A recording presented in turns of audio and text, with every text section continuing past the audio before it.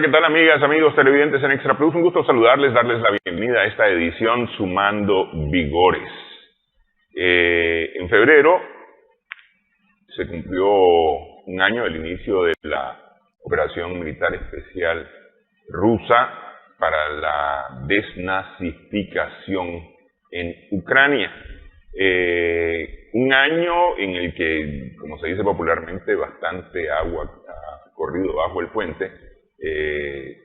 Si no me equivoco, son 11.000 sanciones las que Occidente ha impuesto en contra de Rusia, de las empresas rusas, el gobierno ruso, instituciones rusas, además de la prohibición prácticamente en estos países de Occidente de todo lo que tenga que ver con Rusia, incluyendo la literatura universal, incluyendo la música universal. Tchaikovsky, Dostoyevsky están prohibidos en el Occidente, ya no digamos en el mundo deportivo, donde se prohibió la participación de Rusia, por ejemplo, en el Mundial de Fútbol de Qatar, y en fin, es decir, ha corrido o se ha aprovechado para fomentar la rusofobia total y absolutamente en estos países de Occidente.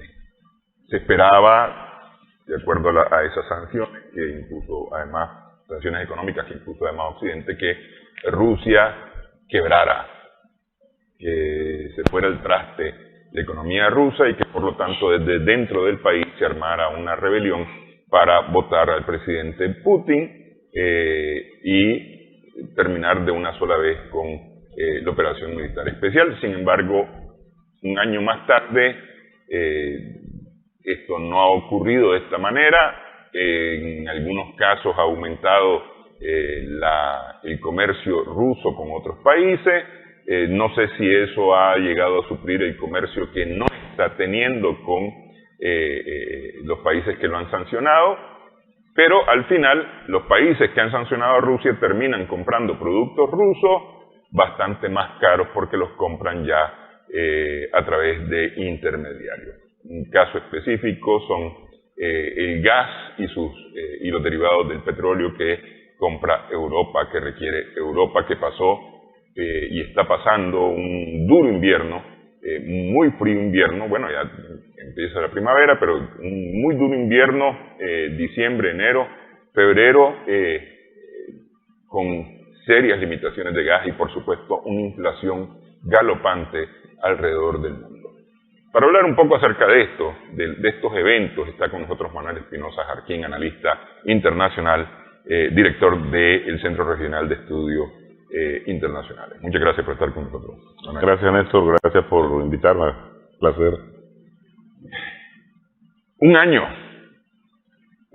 y empecemos, digamos, tal vez por la parte militar, que es como la más evidente, ¿no? Claro. Algunos militares en Occidente consideran que le ha costado mucho al ejército ruso avanzar en Ucrania. Yo entiendo que el fin no era tomarse Ucrania, que el fin era liberar las repúblicas de Lugansk y Donetsk, que son las repúblicas que se independizaron, que declararon su independencia, y además fortalecer Crimea. Claro. Hasta donde yo entiendo, ese es parte de los objetivos de la operación militar especial. Claro. Fíjate que en diciembre del 2021, o sea, no había ni arrancado la operación, porque la operación arrancó el 24 de febrero del año pasado, del 2022. Nosotros publicamos en la revista Visión Sandinista un artículo de prospección y decíamos que Rusia era lógico que llegara hasta la mitad de Ucrania, ocupando la parte oriental, porque era la parte rusa, prorrusa, donde la cultura y la lengua rusa pues era más populante, y también por criterios políticos, donde las elecciones ahí se ganaban en aquellos candidatos que también eran pro Rusia y no pro Occidente. Y lógicamente ese avance que vos has visto en esa parte del Donbass, que es la parte oriental, corresponde a ese análisis. Muchos que lo han leído les quedó, parece, grabado y nos han escrito, pues, de que bastante acertado en materia de prospección el artículo. Lógico, Occidente te va a decir de que a Rusia le ha costado. De hecho, tiene una lógica lo difícil que ha sido el avance, porque los ucranianos sí se prepararon. Los occidentales prepararon a Ucrania para esa guerra que venía, ¿ya? En toda esa región crearon enormes fortificaciones defensivas y no es lo mismo defender que atacar, ¿verdad? Además, cuando parte de la doctrina de la operación especial militar rusa es evitar al máximo los daños colaterales civiles, porque es a tu misma gente, o sea, estás salvando a tu gente, no puedes entrar con fuego arrasante, masivo, a discreción, si es tu misma gente, no tendría lógica. Eso representa la mayor, tal vez, lógica en función de por qué les ha costado. Si no fueran rusos o prorrusos, los rusos ya hubieran dejado ahí tierra arrasada. Es fácil eso. Sin embargo, pues han logrado ellos salvar una enorme cantidad de vidas de la población de ese país, pero la lógica debe ser explicada bajo esos términos. Está muy bien preparado. Acordate lo que decía la Merkel. El acuerdo de Minsk lo que tenía era una lógica dilatoria. Nunca la iban a cumplir, ¿verdad? Simplemente estábamos ganando tiempo para armarnos bien y entender que la guerra era inevitable, entendiendo que la guerra era inevitable, darle la batalla a Rusia. Entonces, esa es el nivel de fortificaciones, es lo principal. Sin embargo, cuando ves el otro tipo de desnazificación, va avanzando, inclusive ya ha alcanzado proporciones globales, porque el mundo a un año despertó de que el monstruo del nazismo, del fascismo, está a la vuelta de la esquina, y son los mismos países de Occidente que alimentaron a Hitler, al nazismo hitleriano, los que están de nuevo invirtiendo mucho capital en Ucrania para levantarlo y de nuevo chocarlo contra Rusia, como pasó en la Segunda Guerra Mundial. Hay un informe muy interesante del Servicio de Inteligencia israelí, el Mossad, que hace días lo publicó, donde las cifras de el costo en términos militares en Ucrania son enormes. Los rusos dan una parte más. Fíjate que así a vuelo de pájaro te dicen los israelíes que la proporción es 1 a 9, ¿verdad? En términos de soldados caídos, ellos hablan de 157.000 ucranianos. Una cifra de 18.480 rusos. Dicen los judíos, la Mossad, ¿verdad? En términos de heridos, te hablan de 234.000 versus unos 44.500 rusos. En términos de prisioneros, ellos te hablan de 17.230 versus 326 prisioneros rusos, ¿ya? Mercenarios aniquilados, 5.360 mercenarios aniquilados. Los voluntarios, o sea, son los que, bueno, pues por solidaridad, porque pobrecitos los ucranianos, qué malo Putin, ¿verdad? Esto y lo otro, que supuestamente no cobran, ¿verdad? No son mercenarios. Alrededor, dice, de 2.458. Intrutan 234. Esto te da a una sumatoria de casi 500.000 de pérdida, dice la Mossad, el Servicio de Inteligencia israelí, que analizando esta información, producto de lo que son ellos y lo que representan, pues no me imagino que hayan querido poner más mal a Ucrania que a Rusia, ¿ya? Excepto que el Servicio de Inteligencia rusa haya reclutado a alguien ahí en el Servicio de Inteligencia israelí y estén sacando esta cifra, ¿verdad? Dice que 302 aviones le han derribado, 212 helicópteros, 2.750 drones, hablan de 6.320 tanques, 7.360 sistemas de artillería y 497 sistemas de defensa antiaérea. Si vos mirás lo que ha perdido Rusia, dice la Mossad, son 23 aviones de combate, 56 helicópteros, 200 drones, 898 tanques, 427 piezas de artillería y 12 sistemas o complejos múltiples de defensa antiaérea. O sea, una correlación completamente mínima comparado con la destrucción de lo que va perdiendo Ucrania. Ahora, los rusos tienen otro nivel de información. Súmale 1.000, por decirte, si la Mossad te dice 7.360, los rusos le suman 1.000 componentes más destruidos, 8.400 y pico sistemas de artillería. Y lo único que encontré parecido en términos de la baja en helicópteros. Los rusos dicen que le han bajado 256 helicópteros y la Mossad dice 212. El resto sumarle 100 cuando hay centenas, cifras de centenas. Hay que ver también fechas, ¿no? Es decir, a un año. Momentos porque este informe del Mossad es de inicios de febrero, más o menos. De estos días. Sí.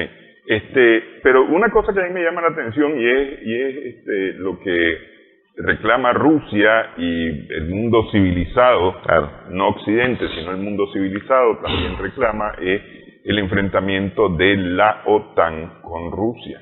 Claro. Porque esta no es la guerra de Rusia y Ucrania, es la guerra de la OTAN contra Rusia.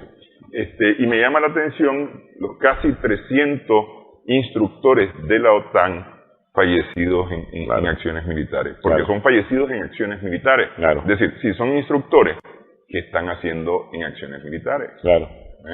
Claro. Este es otro también de los temas que se discuten mucho porque dicen, ¿cuál es la operación especial militar? Es una guerra de Rusia contra Ucrania.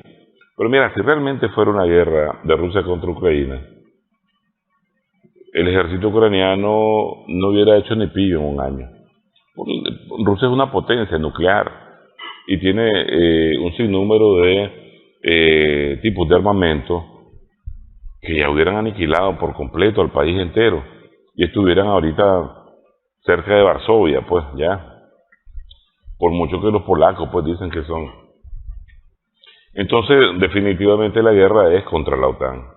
La OTAN proporciona armamento cada vez más sofisticado, cada vez más letal, de mayor profundidad y alcance, ¿verdad? De mayor destrucción. ¿Y quién no te dice que ese montón de voluntarios son también oficiales de la OTAN con fachada de voluntarios, los mismos mercenarios, no todos son árabes musulmanes, no son todos islámicos, los que están ahí y no son oficiales de la OTAN? Lo que pasa es que la verdad, acuérdate que es la primera víctima en la guerra. Entonces, un tanto sobre lo que usted decía, las cifras rusas, que son superiores a la Mossad, bueno, Rusia está en el terreno, están contabilizando los equipos y la cantidad de hombres que están aniquilando. La inteligencia militar rusa tiene mayor control sobre la información que la Mossad, excepto que la Mossad tenga su animalito ahí adentro y desde adentro le estén tirando otro tipo de cifras. Pero diga uno, diga otro, las cifras para cumplir el objetivo de desmilitarización de Ucrania, para garantizar su neutralidad, son enormes. Cuando vos ves la proporción que han perdido ahorita con la cantidad de armamento y hombres que con la que iniciaron el año pasado la guerra contra Rusia, es enorme. O sea, ese es un ejército muy diezmado. Nosotros vemos en las redes donde el reclutamiento de jóvenes es forzado, donde los agarren, los separan de sus novias, de sus familiares y los meten, pues, en Pastora, pija y candela en un vehículo y se lo llevan, pues. Estos chavalos, lógicamente, no están bien entrenados y llegan a ser prácticamente carne de cañón del fuego de artillería o de la fusilería rusa, porque están desesperados. No pueden mandar, a pesar de que han mandado tanta gente al frente, tal y como está la situación operativa militar ahorita, están, ¿cómo te diría yo?, colocando un sinnúmero de tropas en cantidad y en calidad para la defensa de Kiev, porque te acordás que cuando retrocedió unos cuantos kilómetros el ejército ruso sin baja, ¿verdad?, soltar terreno, ya sea en Gerson, en la parte de abajo, en Kharkov, en la parte de arriba, ahora vos mirás que el avance de esos territorios fueron recuperados, la cantidad de víctimas de las tropas ucranianas en ese frente, a lo largo del frente de contacto, de la línea de contacto, es enorme. Hay días que son por 1000 las bajas de los ucranianos, y vos ya miras que hacia Gerson hay un avance profundo, en Kharkov hay otro avance profundo, en Bakhmut a diario se anuncia que va a caer, ¿verdad? Y el Bakhmut le ha costado una serie de bajas desastrosas, de que los hospitales en Ucrania no se dan abasto, los tiene que evacuar a varios países europeos, y que los mismos ya políticos de la OTAN te están diciendo que consideran que Ucrania no va a ganar esa guerra. Es lógico, nunca le iba a ganar. Pero es que a mí me parece que ese fue un cálculo ya premeditado, que meter a Ucrania en una guerra directa con Rusia no iba a salir bien parada Ucrania, es decir, no tenía las posibilidades de ganar, y eso me parece que estaba claro desde el principio, ¿no? Claro. Es decir, hay quienes opinan que esta ha sido una guerra, por un lado, de tanteo de las fuerzas militares rusas y de su tecnología, por un lado, pero por el otro lado también una guerra de desgaste, claro, del ejército ruso y de Rusia en lo general, para después hacer cualquier otra cosa, ¿no? Claro. Sí. Sí, tenés razón. La guerra estaba planteada, y estaba planteada obligando a Rusia a entrar en ella, como hemos dicho anteriormente, como lo obligaron a entrar en Afganistán en su momento. Entonces, bajo esa analogía, el desgaste de la economía rusa, del mismo ejército ruso, iba a ser enorme, sobre todo porque en la planeación estratégica estaba lo militar más lo económico que vos decías al inicio del programa, con esa enorme cantidad de sanciones, ¿verdad? Más de 11.000. Pero además de eso, el eje político de desgaste a lo interno de la población rusa, que esta por sí originara una implosión y el cambio de régimen, ¿verdad?, que no se ha visto tal y como ellos lo programaron. Pero hay otro eje que también ellos han perdido, que en términos de guerra, en términos de análisis militar, eso es importantísimo, y es la alianza. Cuando vos entras a una guerra, vos sumás, por lo menos de manera cuantitativa, la alianza que tiene un país o un bloque, pero además de eso, cualitativamente, con términos de economía, capacidades de su ejército, etcétera, etcétera. Y si vos miras, la alianza occidental ha sido bastante debilitada, tanto al interno, muy fracturada, ¿verdad?, y con aliados extracontinentales como en Asia, como en África, donde estamos viendo una reacción bastante antioccidental pública de mandatarios de todos los niveles, los árabes sauditas, el de Namibia, el del Congo, ya ni se diga el chino, ¿verdad? Han perdido en el factor alianza ellos, a medida de que no solo las expresiones políticas, sino las transacciones y comerciales y financieras están a favor o propiciando una mayor capacidad del yuan, ¿verdad?, o comprándole más a Rusia. Hemos visto una diplomacia muy robusta de los rusos, por ejemplo, en África. En África la definición que han tenido muchos países en contra de los europeos es enorme y es prorruso, ¿ya? A pesar de esa insistencia neocolonial y permanencia que han tenido pues los países europeos, que pudiera decir que algunos gobiernos pues siguen bajo el control y el dominio de esto. Sin embargo, esa guerra se le ha extendido a otros frentes que ellos no esperaban. Yo recuerdo cuando el vocero del Departamento de Estado, que había sido un oficial de la CIA, el Price. Sí. El Price que se va ahorita en marzo. Sí, sí. Entonces él decía que pues los rusos iban a chillar y a llorar si se atrevían a meterse en Ucrania. El problema es que el factor psicológico del ruso no parece muy tomado en cuenta.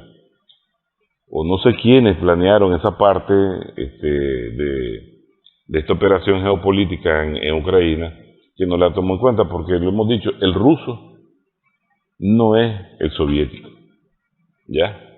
Y eso hay que entenderlo en términos etnológicos, en términos antropológicos, en términos culturales. Y Putin no es ni siquiera un Leonid Brezhnev, ¿me entendés? O sea, no es un Khrushchev, un Nikita Khrushchev, sí, o Khrushchev, o el Gorbachev, o el Yeltsin ese borracho. Entonces es otra persona, otro tipo de estadista.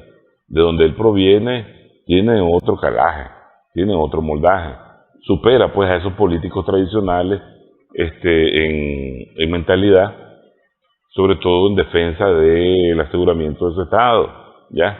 Entonces hay muchas cosas y ventajas que esta guerra le ha dado a Rusia que ya están dejando de ser intangibles. Y mira, han gastado más de 110.000 millones de dólares en Ucrania, Occidente como tal. Digo, mira, los europeos, lo que pasa es que el control de los medios de información mediática occidental es muy bueno. Y muchas veces aquí, si no sabemos monitorear las noticias internacionales, vos crees que todo está bonito en Europa y todo está tranquilo, ¿me entendés? En la decrépita España la están pasando muy mal. Las reformas de la seguridad social en Francia que han generado ya esta semana la sexta manifestación, la sexta protesta con huelgas y demás. Claro, los productores, ¿verdad? Sí. En los Países Bajos.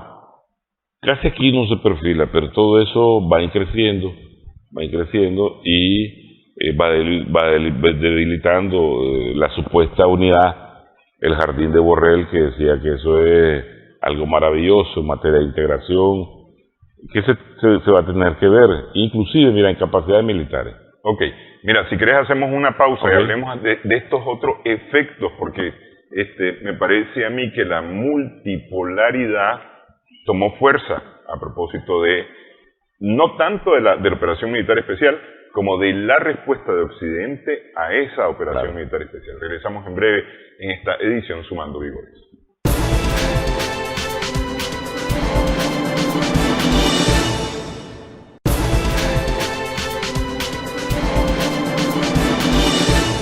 Continuamos Sumando Vigores en Extra Plus. Estamos conversando con Manuel Espinosa Jarquín, analista internacional, director del CREI. Ha tomado fuerza, te decía yo, por ejemplo, iniciativas como BRICS, Brasil, Rusia, India, China, Sudáfrica, que proponen un mundo multipolar. Y que era bastante tímido, es decir, relativamente, comparado con lo que ha ocurrido después de febrero del año 22, ¿no? Que ya es con mucha fuerza que se está hablando del mundo multipolar, de la necesidad realmente del mundo multipolar y del fin de un mundo uni o bipolar. Claro. Yo te prometo que en la próxima entrevista ya te voy a traer de obsequio un libro de Alexander Dugin, que humildemente tu servidor tuve el honor de prologarlo en español, sobre los fundamentos de la geopolítica. Un libro que nosotros hemos venido ocupando en las universidades cuando hemos enseñado geopolítica, de hace unos tal vez 13, 14 años atrás.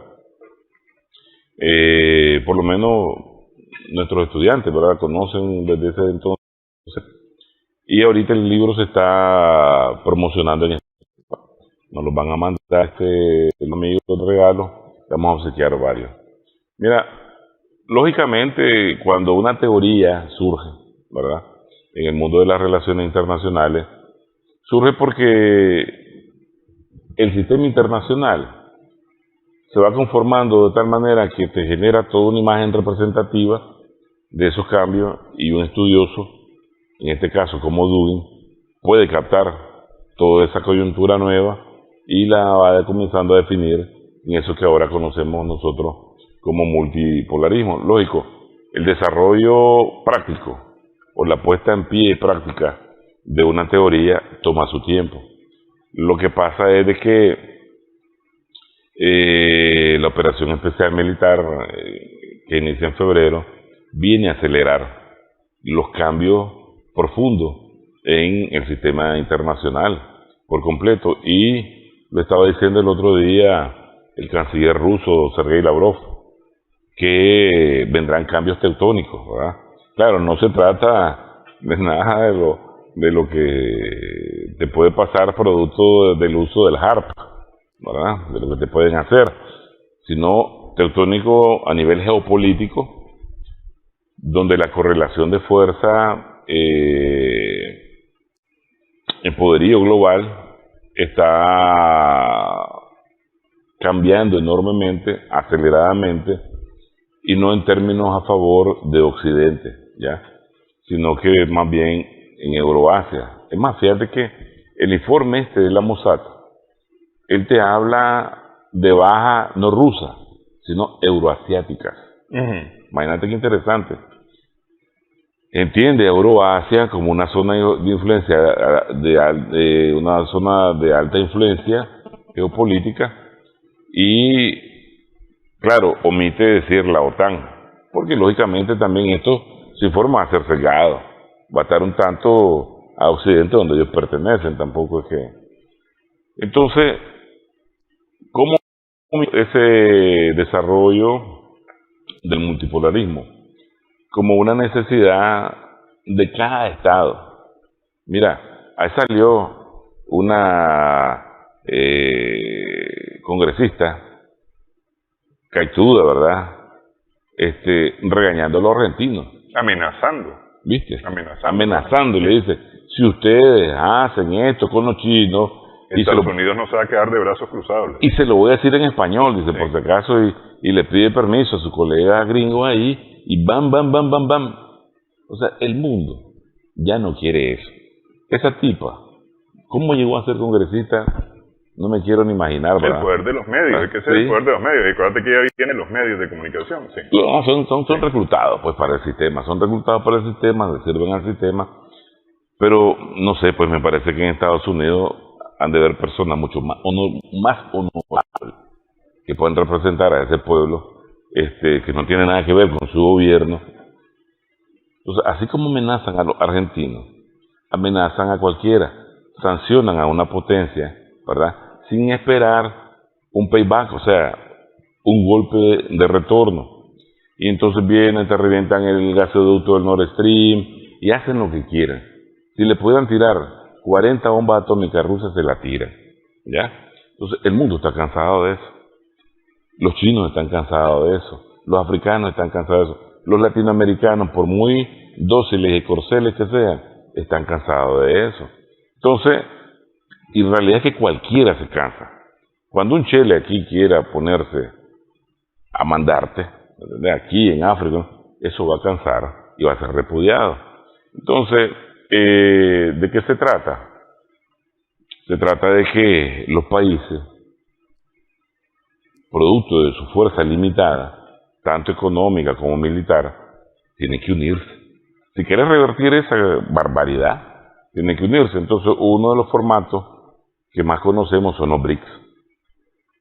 Pero vos mirá, por ejemplo, las últimas maniobras navales, militares, que hace Rusia, China y Sudáfrica, ¿verdad? Son 3 países del BRICS.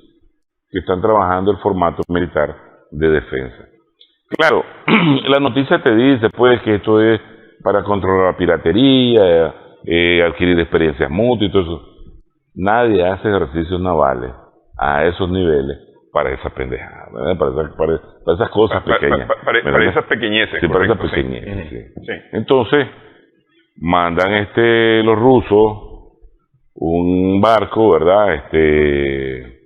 A entrenar o a poner en práctica un sistema coheteral hipersónico.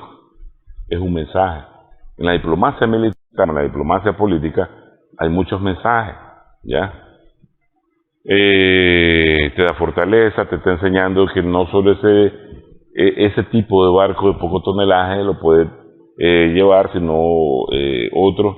Antes hicieron una maniobra en el Golfo de Omán, China, Rusia e Irán.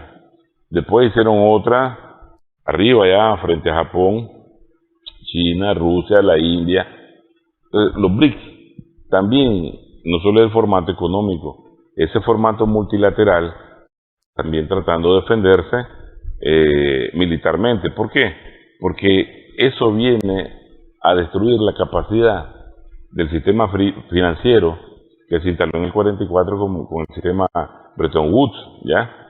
Tienen que defenderse. Entonces, si vos mirás en África, también se está tejiendo algo similar en la Unión Africana, en contra, claro, ahí no figuran tanto los yanquis, sino que es la Unión Europea, el neocolonialismo europeo, pero la unidad de los clústeres multilaterales es una de las características principales de ese nuevo modelo multipolar, ¿verdad?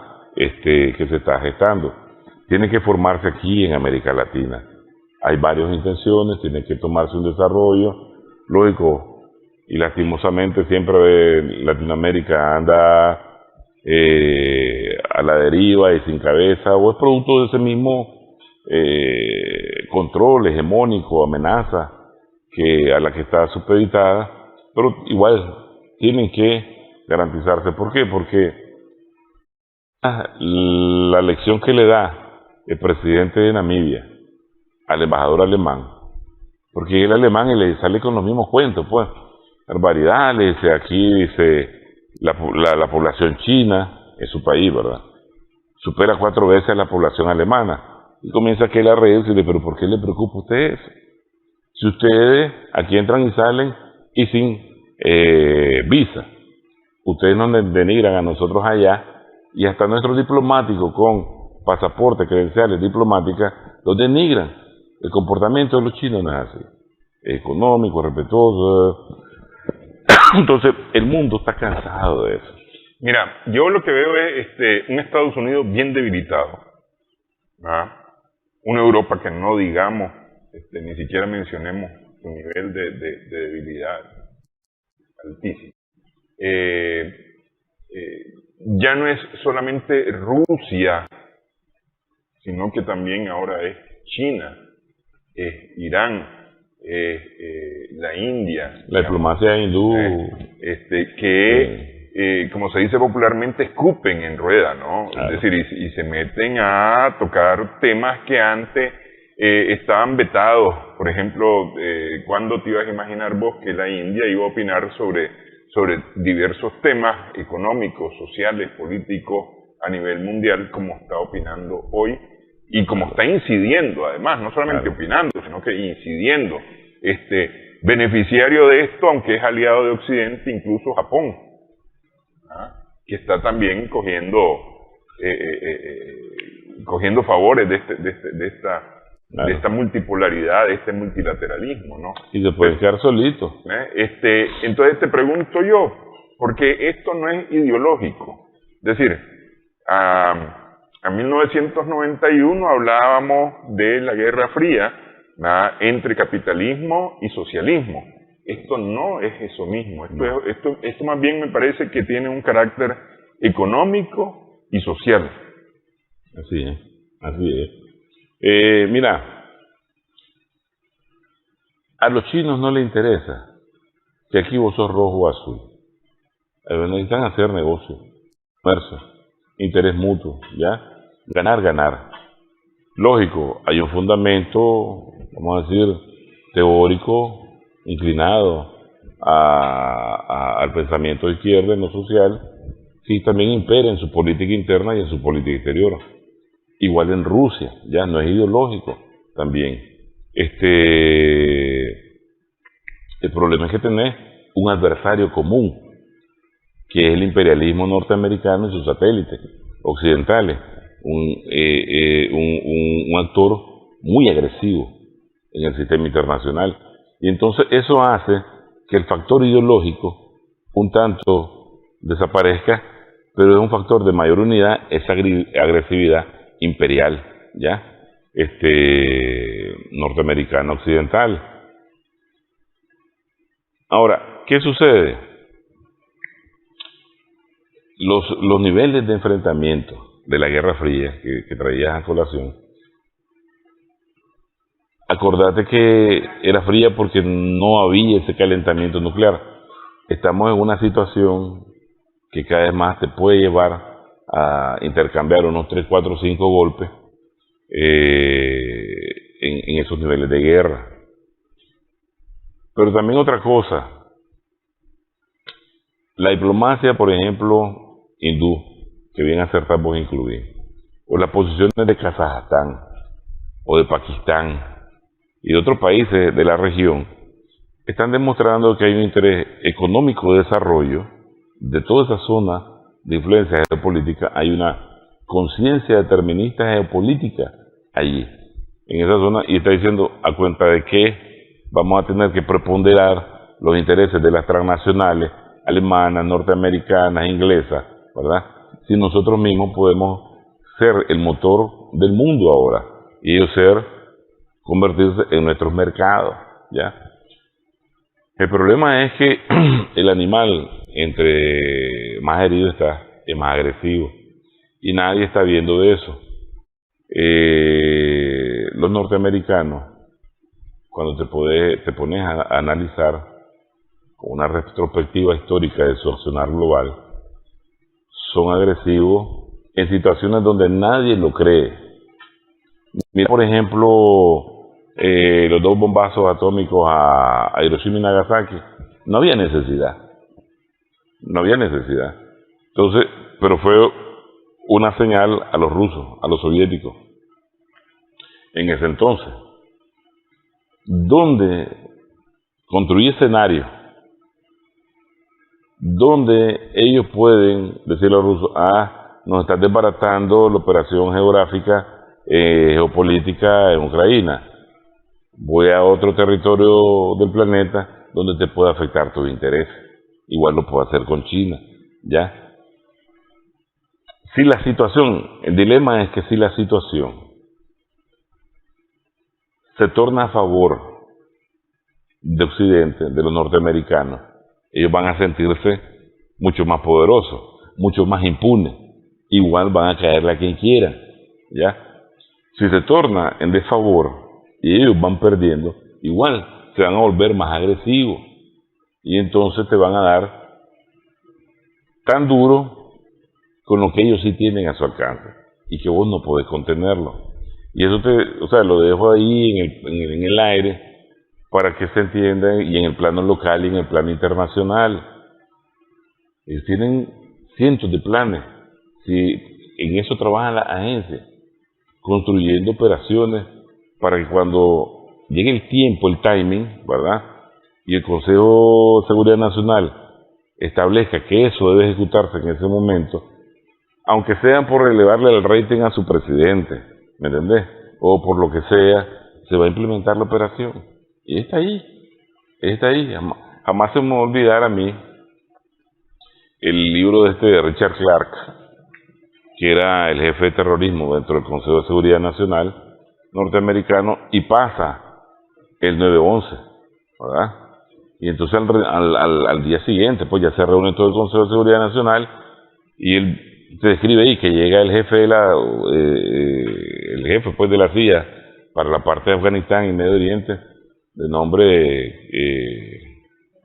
Coffee Black, una cosa así. y extiende ahí todo un montón de papelógrafo y se vamos a entrar aquí. Y él dice, ¿cuándo este tipo preparó todo eso? Si ayer pasó el asunto, el atentado, no pasó con su equipo desvelándose y creando tal estrategia. Ya está preparada, joder. Ya está preparada. Entonces a veces nosotros pensamos en términos de que no, hombre, nosotros no desvelamos a los norteamericanos, hombre. Ellos están preocupados allá en Ucrania, están allá con los chinos. Ni piensan en nosotros. Cuando ves te dan una sorpresa que ni rascarte la cabeza te va a dar tiempo.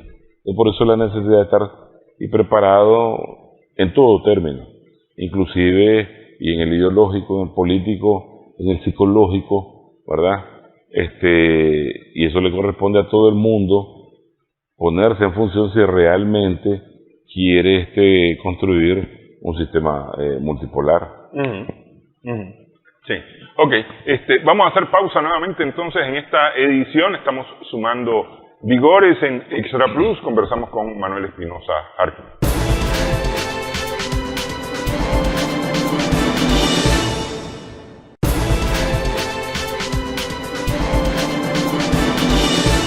Continuamos sumando vigores en Extra Plus. Estamos conversando con Manuel Espinosa Jarquín. Hay una propuesta china en principio está buscando una salida negociada al conflicto que empezó el año pasado en Ucrania. Se parece mucho a lo que ha solicitado Rusia desde el inicio de las conversaciones de Minsk, que es garantizar la seguridad, y que con mucha insistencia en el 2021 Putin insistió en garantizar seguridad para todos, porque no era seguridad para Rusia, es seguridad para Europa y seguridad para Rusia, claro. Porque estamos hablando de ese espacio geográfico. Los chinos más o menos acercan un poco la propuesta por ahí.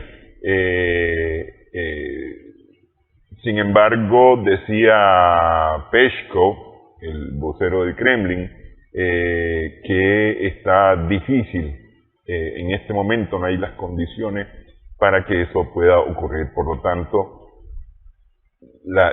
no se vislumbra el final de ese enfrentamiento en Ucrania, ¿no?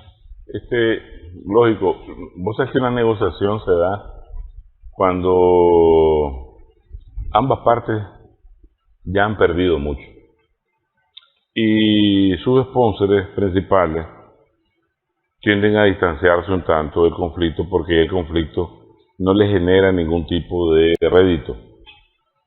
Las circunstancias políticas globales han cambiado, hay un sinnúmero pues de factores que pueden aparecer ahí en el mapa para que esas negociaciones se den. En el caso de Rusia es ilógico que vaya a aceptar las negociaciones, no porque le haga falta las aspiraciones de paz. Rusia, ¿verdad?, comprende de que aun cuando ellos van ganando la guerra, sin duda alguna, la semilla del odio sembrado entre esas dos naciones o territorios va para rato, ¿ya? Y entonces en esos términos de victoria pírrica es que la agencia norteamericana, la política exterior de Occidente, la Unión Europea, la marcan como un éxito, generar el odio entre las partes, generar y causar la destrucción, el caos entre las partes, porque después de esa guerra pues vendrá todo un periodo de restauración económica, de reconstrucción de todas esas ciudades destruidas por completo. Y aunque los chinos te puedan, chinos, noruegos, daneses, alemanes, italianos, franceses, están interesados en participar desde ya en la reconstrucción de todas esas zonas devastadas. Desde ahí también tenés que medir que esa no es una Unión Europea, una Europa tan unida. Todo rédito, ¿verdad? Todo interés. Los rusos tienen preparado una nueva capacidad ofensiva que no solo puede tomarse Kiev, ahora puede llegar hasta el BOF, hasta la frontera con Polonia, ¿ya?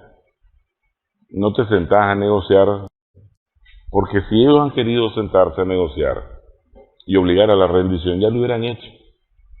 El dilema aquí es un tanto estratégico, que Occidente realmente, producto de esa operación, está siendo golpeado en términos de poderío económico, ¿verdad?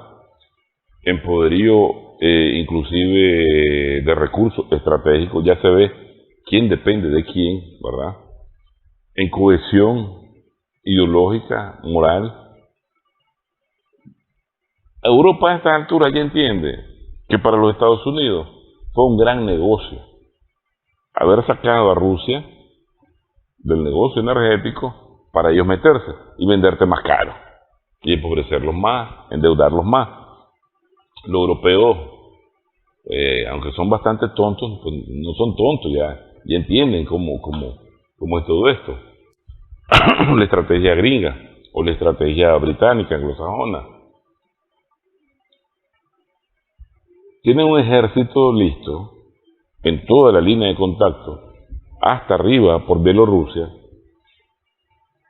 fresco, amunicionado, nuevos planes estratégicos, nuevas estrategias militares aún no empleadas, nuevos vehículos militares que aún no han entrado en su totalidad en la guerra, por si acaso los amigos de la OTAN quieren entrar a otros términos, ¿verdad?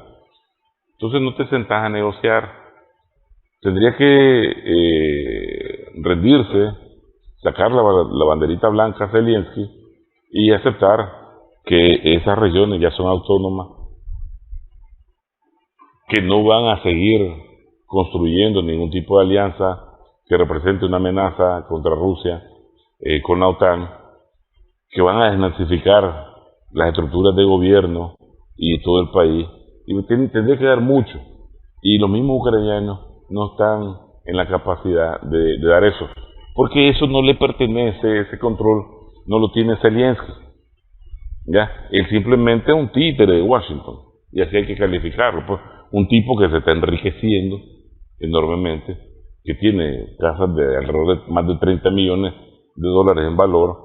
Y ayer me mandó un amigo, yo le llamo amunicionador, un amigo ruso desde allá de Rusia, valga la redundancia, una imagen. Es la Victoria Nuland repartiendo galletitas para la revolución que hicieron en el Maidán, ¿te acordás? En el 14. Entonces esa misma imagen la contraponen abajo y ponen a la Victoria Nuland repartiendo galletitas, pero una gran fila de entierros, de funerales, donde son los ataúdes que van ahí. Es decir, ¿qué cosa más representativa a lo que te lleva la política norteamericana? ¿Ya? Se enredó con galletitas y aquí vamos a estar nosotros, pero ahora donde mirar, la tragedia de ese pueblo es enorme. Son 20 millones de refugiados los ucranianos, casi la mitad del país. Y las proyecciones, aun cuando te las dibujen del PIB al año que viene, que eso es mentira, eso es un estado fallido, si ahí le quitas, le cerrás la llavecita del financiamiento de Occidente, eso, de hecho, ellos están haciendo burbujitas en medio de la laguna de apoyo, por ponértela bonito. Están en medio del mar y lo están sacando y lo están sacando. Pero la negociación entonces tiene que ser Rusia-Estados Unidos. Porque es decir, al final de cuentas no decide nada Ucrania en este conflicto. Así es. Es negociaciones entre Rusia y Estados Unidos. Así es que es un conflicto entre potencias. Por eso te decía, es ilógico ponerse a pensar que Ucrania le va a ganar la guerra a Rusia. Desde ese inicio tenían que saber y estar conscientes que eso no funciona. En términos bíblicos, sí, pues David le metió un piñazo a Goliat, puede ser místico, puede ser creíble, si tiene fe, no es discutible, ¿verdad? Pero en términos de una potencia nuclear con una no nuclear, sí, la guerra es una ciencia de exactitud de fuerza, de cantidad de fuerza, con qué tenés vos y qué tenés. Y aún cuando esté ahí la OTAN, por mucho que haya estado algunas tropas en Afganistán o en Siria, ¿verdad? No tiene ahorita la preparación combativa que tiene el ejército ruso. Ni siquiera aún cuando toda esta cantidad de gente ha sido aniquilada, de los ucranianos, ni la capacidad combativa que ha adquirido el ejército ucraniano, parece mentira. Los españoles, los franceses, no van, por mucho armamento que tengan, no van a aguantar en el inicio del enfrentamiento con Rusia. Los polacos inclusive, que están ahí acumulando cantidades enormes de tanques americanos Abrams M1, no van a poder dar la talla, pues. Entonces ya hay capacidad adquirida durante este año de conflicto de que están a favor, y casate con el término que dice la Mossad, de Euroasia, en términos militares, económicos, de proyección global. ¿Quién no va a querer que entre China? Cualquier mandatario de estas latitudes y de cualquiera están buscando que lleguen los empresarios chinos, ¿ya? Y no los norteamericanos.